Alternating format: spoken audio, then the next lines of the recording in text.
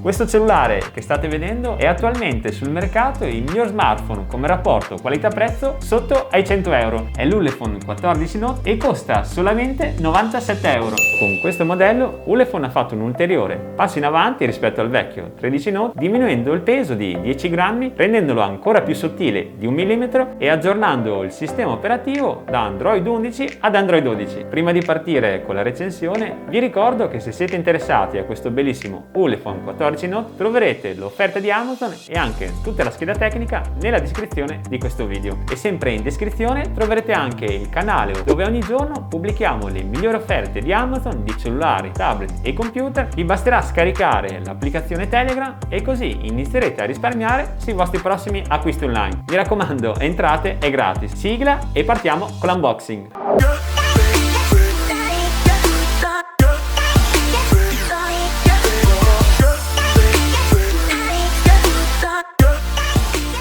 Procediamo con l'apertura, andiamo ad estrarlo dalla confezione ed eccolo qua. Guardate che bello questo colore molto sfumato, vedete se cambio l'inclinazione cambia un po' il colore, è un po' tra l'azzurro, il grigio e il verde, veramente molto bello. Anche lo schermo è molto grande e soprattutto è veramente leggerissimo. Comunque lo metto da parte che dopo andiamo a analizzarlo. Qui dentro come vedete c'è la mini chiavetta per la nano SIM, qua c'è un'altra confezione, vediamo cosa c'è dentro. Ah, ma se hanno inserito anche la cover integrata, andiamo subito a vedere se combacia, ma direi di sì. Perfetto. Ulefone ci dà anche la cover compresa nel prezzo. Ci sono ovviamente tutti i manuali, quello della garanzia e quello delle istruzioni, il trasformatore dotato di porta USB ed è anche compatibile con la ricarica rapida e per finire non può mancare il cavo di alimentazione tipo USB Type-C. Riassumendo, questo è tutto quello che troverete all'interno della dotazione base. E ora andiamo ad analizzare lo smartphone. Monta uno schermo touchscreen da 6,52 pollici a 269 ppi e una risoluzione di 720 x 1600 pixel. Per quanto invece riguarda il telaio,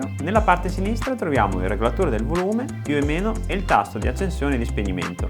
Nella parte superiore troviamo il jack delle cuffie 3.5, nella parte destra troviamo lo slot per la nano SIM. Lo andiamo ad estrarre in diretta, ecco fatto.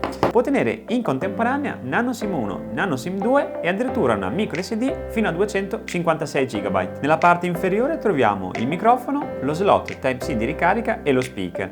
Per quanto riguarda il reparto fotografico, monta una selfie camera da 5 megapixel, eccola qua, e per finire nella parte posteriore troviamo il flash, il sensore di profondità e la telecamera principale da 18 megapixel. È dotato di processore quad-core MediaTek Helio A22 e per quanto riguarda la durata, questo smartphone monta una batteria al litio non rimovibile da 4500 mAh che gli permette di arrivare sempre a fine giornata anche con l'utilizzo medio intensivo. E infine, per quanto riguarda le dimensioni, ha una lunghezza di 164 mm, una larghezza di 76 per uno spessore totale di soli 8,9 mm e anche il peso è quasi da record perché pesa solamente 189 grammi. Eccoci qua nell'home page di Android 12, come vedete è abbastanza scorrevole. Ovviamente questo smartphone non è un top di gamma, per cui anche il processore ha qualche limite e se aumentate un po' la velocità e attivate troppe applicazioni in contemporanea un pochino ne risente. E ora che sono già nelle impostazioni andiamo a vedere un po' di caratteristiche. Vi svelo già che è compatibile con Android Auto, vi basterà schiacciare qui,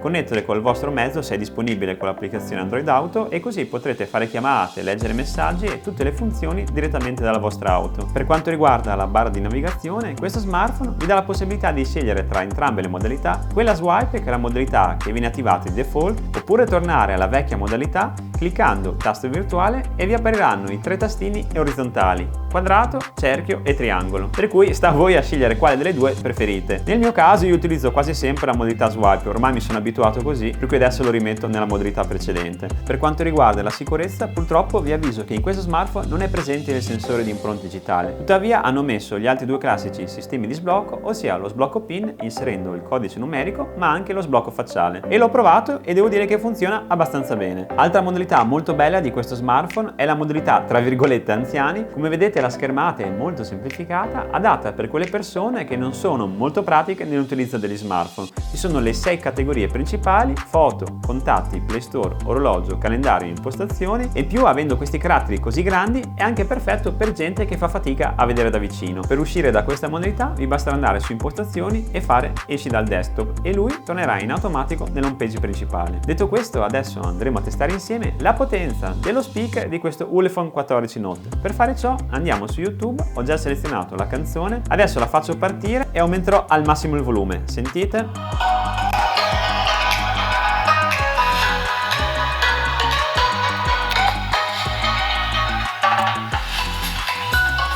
Devo dire che è anche abbastanza potente, ovviamente la qualità non sarà il massimo, però alla sufficienza ci arriva tranquillamente. E ora siamo arrivati al test della fotocamera, vi farò vedere delle foto e un video in alta definizione che ho registrato direttamente dalla telecamera di questo smartphone.